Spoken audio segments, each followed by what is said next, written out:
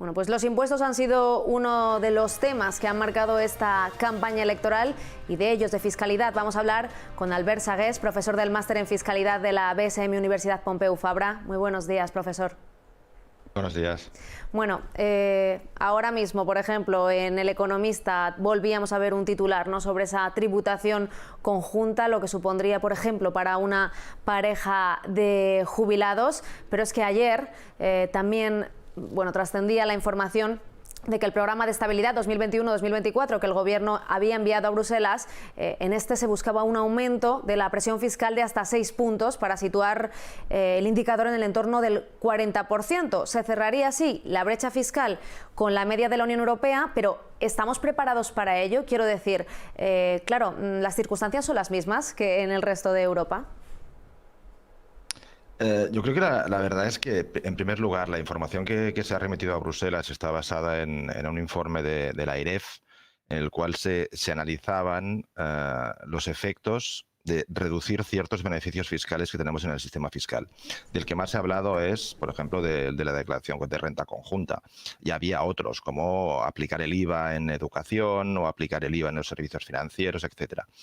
Yo creo que a nivel de presión fiscal, la presión fiscal que estamos soportando es inferior a la media de lo que sería la Unión Europea, pero también es verdad que no se entiende sin plantear una reforma global de lo que sería el sistema fiscal español.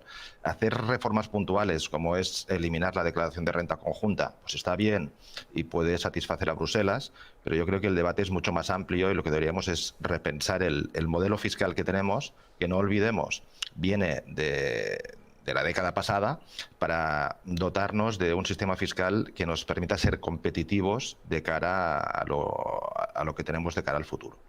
Si no se hiciese, como apuntaba usted, esa reforma, más allá de solo tocar la fiscalidad, ¿qué podría suponer esta subida de presión fiscal aquí en España? Yo recuerdo que hace, no sé si eran unas semanas, se hablaba de que podría tener incluso un efecto negativo, ¿no?, un efecto contractivo de hasta 10 puntos del PIB, por lo que leí, y una pérdida de 2 millones de empleos. Entonces, claro, si solo tocamos la fiscalidad, ¿qué es lo que podría suceder? Estoy totalmente de acuerdo. Es decir, a nivel de las políticas fiscales lo tenemos de la parte de los ingresos, como sería el tocar, el modificar los recursos que genera el Estado vía impuestos, pero también focalizarnos en el gasto público. Y ahí en el gasto público yo creo que hay un margen de mejora muy importante para racionalizar y para destinar el dinero que se recauda a cosas que realmente sean productivas, que nos permitan generar empleo y que nos permitan que las empresas y el tejido empresarial pueda desarrollarse, porque eso lo que va a provocar es mayor empleo, menor necesidad de subsidiar a la gente que, por ejemplo, no puede acceder a ese empleo, mejorar el sistema de pensiones, etcétera. Es decir, que la reforma yo creo que debería ser mucho más global y deberíamos huir de estos parches que probablemente provocarían lo que estabas diciendo, y es una contracción en la economía si no tenemos muy claro hacia dónde queremos ir. ¿Qué circunstancias deberían darse o cuál sería, digamos, la situación ideal para poder plantear por fin este alza? ¿O podría plantearse otro alza más, menos importante? No lo sé, dadas las circunstancias actuales. A ver, a nivel de recaudación está muy claro que los dos principales impuestos que generan recaudación para el sector público son el impuesto de la renta de las personas físicas y el IVA. Y dentro del impuesto de la renta de las personas físicas, por descontado, las rentas salariales. Si nos tenemos que focalizar en las rentas más desprotegidas, a las personas que generan menos ingresos, yo creo que ahí deberíamos trabajar para incentivar que esas personas acaben pagando unos impuestos, porque todo el mundo tiene que contribuir, pero que también eso genere unas ventajas a nivel económico y que permita que las empresas tengan incentivos para generar contratación, que la gente pueda ganar dinero, pueda consumir y así un poco relanzar la economía a nivel global.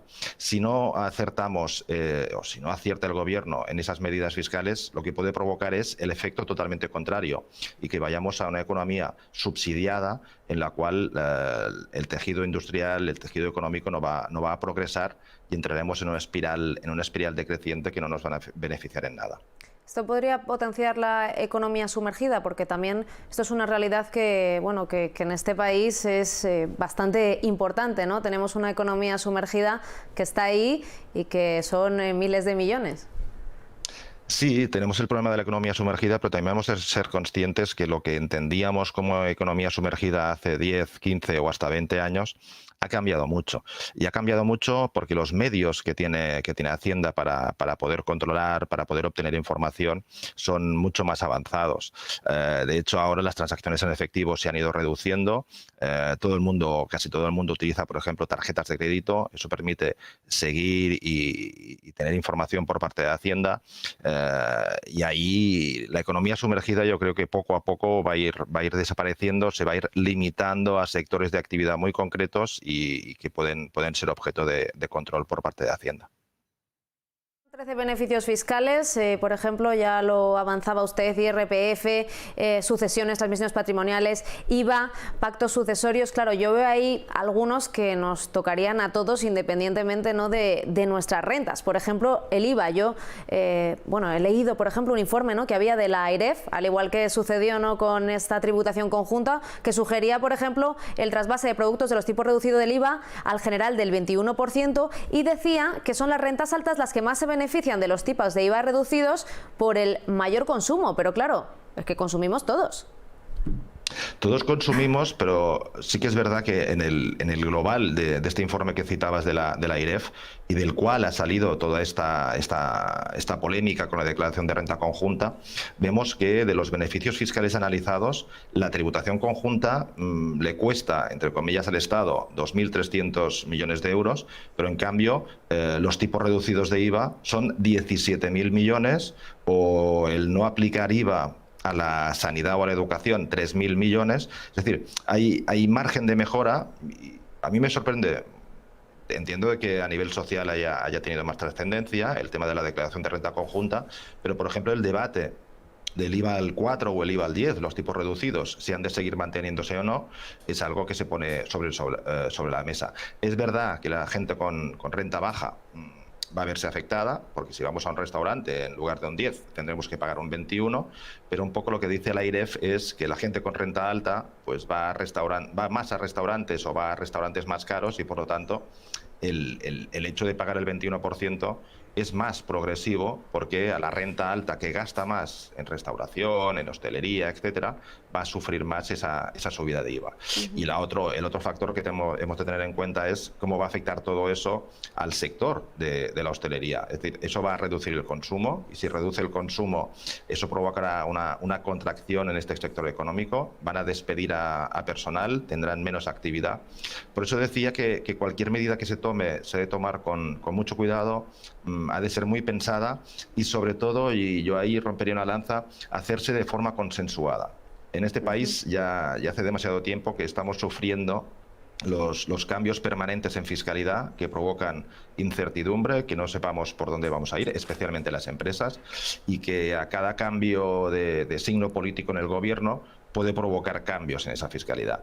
Yo, de la misma manera que a nivel de las pensiones pues tenemos todo el tema del Pacto de Toledo y un cierto consenso, creo que también a nivel político debería buscarse un consenso para tener unas reglas en base a fiscalidad que todos supiéramos que se van a mantener durante un cierto tiempo y que nos den unas garantías a la hora de tomar las decisiones, como puede ser comprar un piso, como puede ser matricular a mi hijo en un colegio, o hasta el consumo diario. Ya que le tengo aquí, ya como última pregunta, ayer se celebraron elecciones autonómicas en Madrid, ganaba el PP, 65 escaños. Isabel Díaz Ayuso, una de las primeras cosas que dijo, ¿no?, para cuando se dirigía pues a sus votantes que estaban ahí celebrando esa victoria, era que en Madrid se van a bajar impuestos. Volvía a insistir. ¿Usted cómo lo ve? Yo lo veo perfecto. Si Madrid puede permitirse el bajar impuestos, es que está haciendo bien las cosas. Y como decía hace un rato, el tema de subir o bajar impuestos va a depender directamente del gasto. Es decir, yo necesito recaudar impuestos para gastarlos en cosas que van a beneficiar a mis ciudadanos. Si la Comunidad de Madrid puede permitirse no aplicar el impuesto sobre patrimonio o hacer que no paguen impuestos sobre sucesiones cuando hay herencias de padres a hijos, yo creo que es un modelo perfecto y un poco yo creo que la Comunidad de Madrid debería compartirlo, debería enseñar al resto de comunidades y al Estado cómo ha llegado a ese nivel y gracias a qué políticas pues está consiguiendo este efecto. Es decir, está gastando mejor, administra mejor el dinero que recibe vía impuestos y eso le permite recaudar menos. ¿Qué pasa en otras comunidades autónomas en las que esto no se está dando? Yo creo que el modelo madrileño pues debería explicarse y debería explicarse abiertamente para que todo el mundo pudiera entender cómo han conseguido llegar a eso y poder aplicarlo a nivel de otras comunidades.